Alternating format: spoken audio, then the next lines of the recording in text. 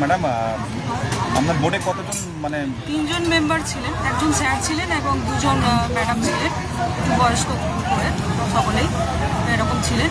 তো প্রথমে তো ডকুমেন্ট ভেরিফিকেশান হলো, তারপরে প্রথমে তো ওয়েট 1.5 ঘন্টার মতো ওয়েট করতে হলো একটা পেপারের মতো সব কিছু লিখে।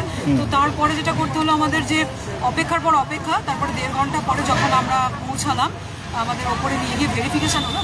ডকুমেন্ট ভেরিফিকেশানে খুব একটা যে প্রবলেম হচ্ছে সেরকম না, ডকুমেন্ট যদি ঠিকঠাক থাকে কোনো প্রবলেম হচ্ছে না, 5 মিনিটের মধ্যে ওটা কমপ্লিট হয়ে যাচ্ছে। ভেরিফিকেশন টেবিলে কজন ছিল? টেবিলে 4টে এখনো পর্যন্ত টেবিল হয়েছে, 5টা টেবিল হয়েছে, এক একটা টেবিলে 2 জন করে থাকছেন। তো ওনারা সব ডকুমেন্ট চেক করছেন আর নাম্বারটাও ক্যালকুলেট করছেন, সমস্ত নাম্বারগুলো। তারপরে ওপরে পাঠিয়ে দেওয়া হচ্ছে আমাদেরকে, ওপরে আমাদের যেখানে বসিয়ে রাখতে হচ্ছে একটা চেয়ারে, তারপরে এক এক করে আমাদেরকে ডাকা হচ্ছে। তো ডাকার পরে ভেতরে ঢুকলাম, আমি বললাম যে এইভাবে আমি আসতে পারি, ইংলিশে সবটা বললাম, যেহেতু আমার ইংলিশ মিডিয়াম ছিল।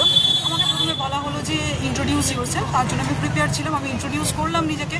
আমার এইচএসে কোন স্ট্রিম ছিল সেটা জানতে চাওয়া হলো এবং গ্র্যাজুয়েশন আমার কোন সাবজেক্টে সেটা জানতে চাওয়া হলো। তো এসব বলার পর আমাকে বলা হলো যে ঠিক আছে, কোশ্চেন কিছু জিজ্ঞেস করে ডেমো দিই। আমি বললাম ঠিক আছে, আমি ডেমো দিচ্ছি।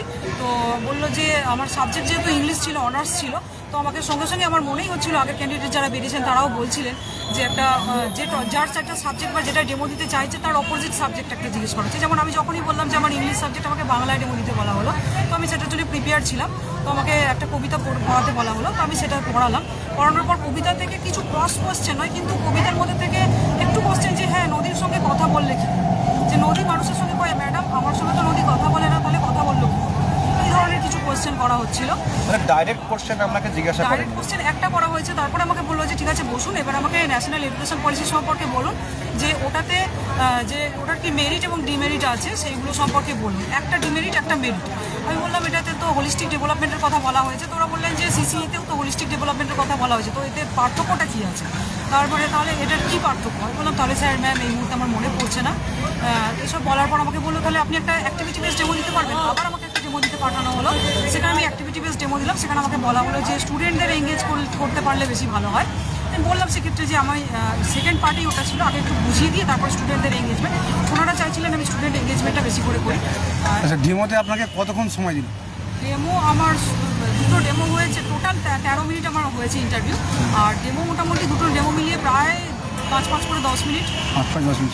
আপনাকে চাইল্ড সিচুয়েশন বেস কোনো কোয়েশ্চেন করেছে? না, সিচুয়েশন বেস কোনো কোয়েশ্চেন করেনি। শিশু মনস্তত্ত্ব থেকে কোনো কোয়েশ্চেন? না না, শুধু এনইপি থেকে কোয়েশ্চেন করেছে। আর ওইগুলোই বলেছে যে আমি একজন মানে চাইল্ড উইথ স্পেশাল কেয়ার, উনি একজন ব্যাক বেঞ্চার, উনি একজন স্লো লার্নার, আমাদেরকে পড়ান এভাবে বলে। আচ্ছা, কারেন্ট অ্যাফেয়ার্স থেকে কোনো কোয়েশ্চেন? না, কোনো এগুলো ছাড়া আর কোনো কোয়েশ্চেনই করেনি। কোয়েশ্চেন আমার একটাই ছিল। ডেমো থেকেই আপনাকে কোয়েশ্চেন করেছে না করেছে? ডেমো থেকেই একটা কোয়েশ্চেন শুধু, যে এই বাচ্চাগুলোকে যে আপনি পড়াবেন তাহলে কিভাবে, তারা যদি কোয়েশ্চেন করে কিভাবে আপনি এরকম, আমার সঙ্গে তো ম্যাডাম কথা বলে না, আপনার সঙ্গে কি করে কথা বললো নদী, এইটা। আচ্ছা, আপনি বলছেন যে আপনি একটা ইংলিশের জন্য ডেমো করে এসেছিলেন, কিন্তু আপনাকে বাংলায় করতে বলা হয়েছে। আপনার আগেও মানে ইন্টারভিউদের সঙ্গে এরকম হয়েছে, তাই তো? আগে ইন্টারভিউদের সঙ্গে, হ্যাঁ, আগে যারা ইন্টারভিউ দিতে এসছে তাদের সঙ্গে এগুলো হয়েছে। তারা বলছিল যে ইংলিশ সাবজেক্ট বলছে তাকে ম্যাথ থেকে ডেমো দিতে বলছে, যে বাংলা বলছে তাকে জিওগ্রাফি বলছে তাকে ইংলিশ থেকে বলছে, এই ধরনের। আচ্ছা, ইন্টারভিউ টেবিলে কতজন ছিল? 3 জন ছিলেন।